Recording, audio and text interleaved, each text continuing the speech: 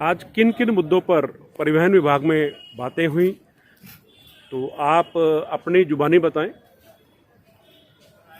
मैं गिरीश चंद्र गौड़ भाई, आज हम परिवहन विभाग में जो अपना राजपुरा रोड है वहाँ पे आए हुए हैं और आज हमारे वहाँ जो बड़े अफसर हैं, नाम क्या था सर, मैं नाम भूल गया, तो जो सबसे बड़े अफसर हैं उनसे हमारी वार्तालाप हुई और बहुत अच्छी वार्तालाप हुई। जैसे एक घर के मेंबर से, बड़े भाई से बात होती है, उस तरीके से बैठ के उनसे हमारी बात हुई और हमने जो हमारे मुद्दे थे, जो हमारे सारथी भाइयों को लेके, जिसके चलते हमारे सारथी भाई बहुत परेशान चल रहे हैं और कोरोना काल में तो बहुत ही दुखी चल रहे हैं, तो उन सब मुद्दों को लेके हम आज आए और उस पर हमारी बात हुई और उन्होंने हमारी हर बात को सुना और गौर किया और उन्होंने हमें आश्वासन दिया है कि आपकी जो ये मांगे हैं वो जायज़ हैं और उनमें से कुछ मांगे तो ऐसी हैं जिन पर उन्होंने माना कि भाई जो है हमारे ऊपर जाति की जा रही है और वो गलत है और उसके लिए उन्होंने सख्त से सख्त कदम उठाने के लिए कहा है और वो जल्द ही जो है कदम उठाएंगे और उनका हमारा सोल्यूशन निकल जाएगा। जैसे कि हमारा एक MCD का है कि हमारी जो कॉमर्शियल गाड़ियाँ खाली या भरी हुई जाती हैं उन पे 100 रुपये का चार्ज लगता है, वो उन्होंने माना कि ये सरासर गलत है,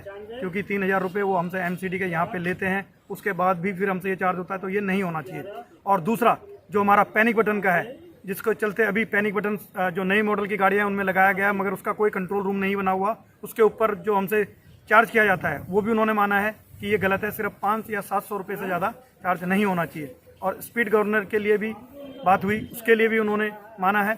तो कई सारे जो ऐसे हमारे मुद्दे थे उन पे सब पे जो है उन्होंने प्रकाश डाला और देखा कि ये वाकई में ही इनके साथ नाजायज़ हो रहा है और उसके लिए उन्होंने हमें आश्वासन दिया है कि जल्द से जल्द कुछ मीटिंगें भी होंगी और उसके बाद हमारा सोल्यूशन निकाल दिया जाएगा।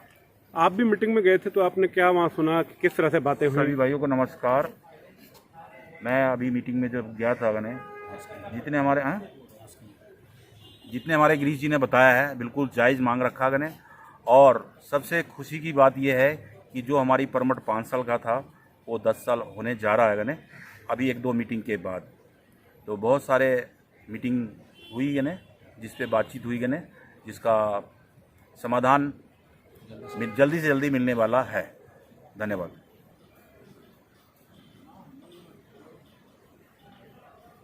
दोस्तों, आज की जो बैठक थी बहुत ही अच्छे माहौल में हुई। हमारी काफ़ी समय से लंबित मांग थी जो कि पैनिक बटन को लेके थी, उस बारे में सारी चर्चाएं हो गई हैं और तकरीबन हम लोग जीत की तरफ बढ़ गए हैं। स्पीड गवर्नर की अगर हम बात करें, स्पीड गवर्नर के लिए हमने कहा था कि बार बार गाड़ियां चेक करने का आपका जो 3000 रुपये 2500 लेते हैं वो नहीं लिया जाए, उन्होंने स्वीकार किया है। और अगले हफ्ते हमारी एक बैठक भी सारी जितनी भी कंपनियां हैं उनके साथ होने जा रही है, जिससे कि इस पर हम नकेल कर सकें। तीसरा, हमने कहा था कि जब भी हम लोग गाड़ियां पास कराने जाते हैं, परमिट लेने जाते हैं, तो हमारे चालान निकलाते हैं। वो चालान के चक्कर में हमें बार बार काम के लिए दिक्कत आती है, तो उसके लिए भी सरकार ने कह दिया है कि ठीक है, अगर ऐसा कुछ है तो हम आपको एक बार के लिए ये जो लॉक है खोल देंगे, जिससे कि आप अगली बार अगले साल जब आप परमिट लेने आएंगे या फिटनेस कराने आएंगे तब तक आप इस काम को निपटा सकते हैं। तो ये एक बहुत बड़ी जीत आप लोगों की हुई है। उसके बाद पार्किंग फीस की बात अगर करें तो DL1Z all India tourist permit के ऊपर सिर्फ 3000 रुपये फीस लगती है, ना काली पीली पे लगती है, ना 1RT पे लगती है। किसी भी साथी ने इस आवाज को नहीं उठाया।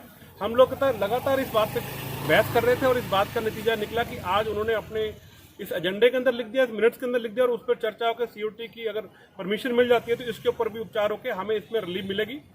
साथ के साथ हमने जितनी भी कमर्शियल गाड़ियां, हमें अपने टैक्सी के लिए नहीं कहा, हमने सभी के लिए बोला है कि सभी को दिल्ली, अपने जो गाड़ियां दिल्ली रजिस्टर्ड हैं उनको दिल्ली आते समय दिक्कत नहीं होनी चाहिए। उसके बाद हमने ये कहा कि जो चालान है उसके अंदर 1 हफ्ते के अंदर दिल्ली पुलिस को, ट्रैफिक पुलिस को और कोई जो चलानिंग एजेंसी है उसको हमें 7 दिन के अंदर फोटो वीडियो भेजनी होती है। अगर वो भेजने में असमर्थ है तो आपके सारे चालान माफ होते हैं। उसके बाद अगला हमारा सबसे मेन मुद्दा था परमिट की लाइफ का, जो पिछली वीडियो में मैंने आपको बताया था। आज आपको जानकर खुशी होगी कि अधिकारियों ने ये बात को स्वीकार किया है कि मोर्स की गाइडलाइन 12 साल की है, लेकिन दिल्ली के अंदर लाइफ डीजल की 10 साल है और CNG की 12 साल है। तो CNG की वाली गाड़ियों को 12 साल और डीजल वाली गाड़ियों को 10 साल के लिए आपका ऑल इंडिया टूरिस्ट परमिट, जो भी टैक्सी का परमिट है वो मिलने जा रहा है। तो दोस्तों, ये क्रेडिट आप सभी के सहयोग के लिए जाता है। आप इतनी बड़ी संख्या में आज राजपुर रोड पर आए, इस बात पे जाता है।